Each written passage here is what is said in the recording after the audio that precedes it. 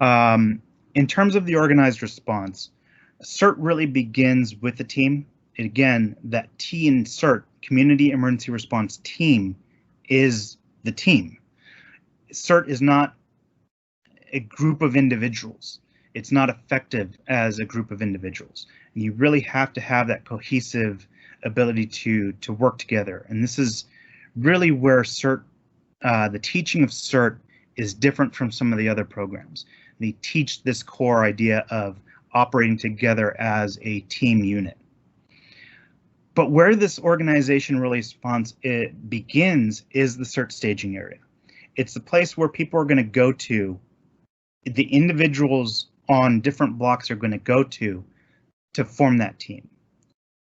If you're the only CERT member on your block and there are 5 other CERT members in your neighborhood, each on their own blocks, alone you're not going to be able to do anything.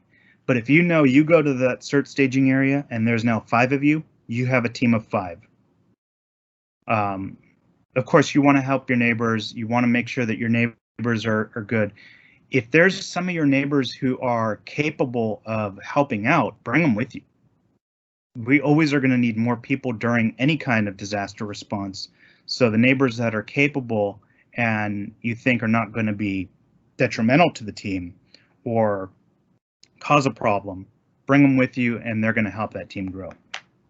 Even if you can't communicate, your power's out, your phones are down, you don't have two-way radios, everybody knowing to go to this one location, which is designated as a CERT staging area, that's going to be the core of any kind of response that's going to be self-initiating, self-sustaining. Other areas may have different names for that CERT staging area. Rally point, I heard earlier. There's a few different things for this. So again, this is one way you can do things. It's not necessarily the only way to do it. A CERT response is going to really look like, a good CERT response, in my opinion, is going to look like a staging area being stood up, multiple teams deploying out, and all of those teams in radio communication with each other. If you have those 3 elements in that order, you're going to be able to build the foundation to that response that you need in order to make it effective. If it's going to cut through a lot of the chaos that is inevitable. In any kind of situation, any kind of incident, when you have a lot of people involved, there will be chaos at the very beginning. If you go to a large fire with multiple agencies responding, you're going to see it is utter chaos at the very beginning of it. But as that command post gets set up, that command element takes charge and starts figuring out what they have and putting the pieces together, chaos suddenly becomes order and they're able to work together. But that doesn't mean that chaos means you can't do anything. It's just to be expected. You need to fight through it. You need to have a goal that you're trying to reach and organize, constantly reorganize until you get to the point where it is no longer chaos, or rather it's controlled chaos. And you're now starting to have some sort of semblance of order. At the very beginning, and I don't know how many people have gone to drills where there's 50 CERT volunteers showing up and you're saying, okay, we're going to set up a staging area here, an incident command system, we're going to have an operations chief, a planning sections chief, we're going to have all these roles filled out on the chart, and we're ready to go. That is not realistic. You're not going to have that many people at the very beginning. Almost guaranteed, you'll have a very small response at the very beginning. So it's important to plan out for that eventuality. Start with a few people and start to grow over time instead of having all the roles filled out at once. If you're planning, you actually have a plan where someone is designated as your incident commander or your operations chief, and that person doesn't show up, and your plan has no contingency for that, you have just shot yourself in the foot. Don't pre-assign roles. Train, cross-train, make sure everybody understands the duties and the different roles so that whoever is there and available can fill the role that's required of that incident. What do you need at this time? And then someone needs to be willing to step into it. If someone is only a medical person and they're handed a radio or a clipboard and they look at you funny, this is not going to go well. What you really want are people to say, okay, where do you need me? What do you need me to do? This is my experience, this is my expertise, but I'm willing to, for the good of the greater good, I'm willing to do what's needed of me.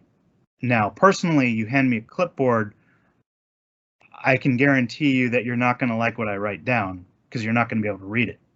But I will do to my best ability, be the role that I'm asked to do. Initially, especially when you only have a small number of people, the only thing you're going to be able to do is report incidents. But that really is the core function. You need to know how bad it is out there. The staging area needs to know what's going on so that as you get more resources, they know where to send them. And the staging area is blind. It's important to realize this. If you've never been at a staging area during an exercise that's out of the way and has no visibility into the incident, you're relying on everybody to tell you what's going on. Situational awareness is key. So there's always an argument when we send out doing damage assessments and provide incidents. Is this an important thing to give to the staging area? Do they need to know that a tree fell over, but there's no damage and no injuries? Well, I would argue that yes, if I'm at the staging area and I'm hearing that there's trees falling all over the place, I can expect that a tree will have fallen over and hurt somebody and be aware of that and be ready for that. If I hear that there's no trees falling over because no one's reporting it in, and all of a sudden we have an area that looks like it got hit by a tornado, I'm not going to be prepared for that. So I would argue that even small things, if you have bandwidth, if you have airtime, reporting those in and just saying, hey, heads up, this is what's going on, this is what we're finding, no injuries, no damage, but just for your situational awareness, that's valuable. If there's an incident being reported over the radio and there are injuries and you come across a fallen tree that has not hurt anybody, okay, don't break in with that information. Maybe let them know later, or maybe it's not something that's important because they're already dealing with critical injuries. So you have to be aware, and as a team, reading the room, I guess, is a good analogy. Figure out, is this something I need to report in now? Do I need to delay it to later? Or do I not need to report it at all? But I wouldn't automatically discount something and saying the staging area doesn't need to know about this, because so I would argue, because the staging area is blind, we want to know as much information as possible.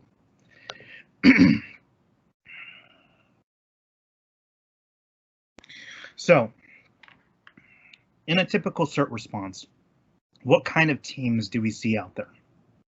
I would say as cut and dry as possible. We don't need to come up, and every jurisdiction, every community is going to be different, but in my opinion, if you keep it down to the bare minimum, you know, hey, these are our options and we'll adjust accordingly. Damage assessment team is going to be core. If you don't have a damage assessment team out there, finding out how bad it is, you won't know where to respond. But it has to be kept in mind, this is a damage assessment team. It's not an incident response team. Now, the next thing you want to do is have that incident response team.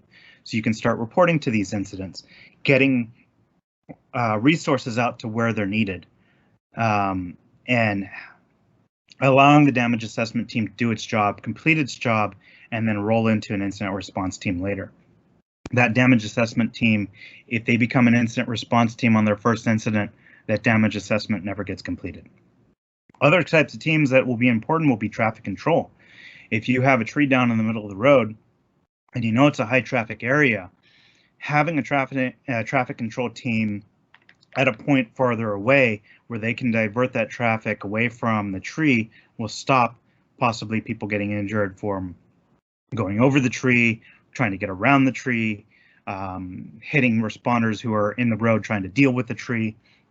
It's just going to make things safer for the people who are responding out there. And then a shelter team. A lot of us live in areas that are prone to disasters where people will lose their homes. And if you have the training and it is part of your SOP, your response protocols, then you're going to have people at shelter areas that are able to loop in that CERT response and say, hey, we had people show up here. They just lost their home at this address in this area. And there's a lot of other people out there. We might need to get a CERT team over there because there's probably injuries. And so that's kind of critical. But again, it's not everybody's going to have this kind of response duty. It's going to depend on your jurisdiction. The liaison teams are kind of critical later on, not necessarily right at the beginning. Having a team with your fire department, your police department, your public gathering areas, on radio, being able to communicate information back and forth is going to be critical, because there will be information that comes from the public gathering area, or there's information that needs to go to to the fire department or the police department. But if you have 3 people at your 3 CERT members who've shown up, that's not the first team you're setting up. So Patrick, there was a question before we move to the next slide, which was, could you clarify the staging area versus incident command? Yes, when I get to that point. So we're kind of giving a summary over things, and then we're going to go more in depth into everything.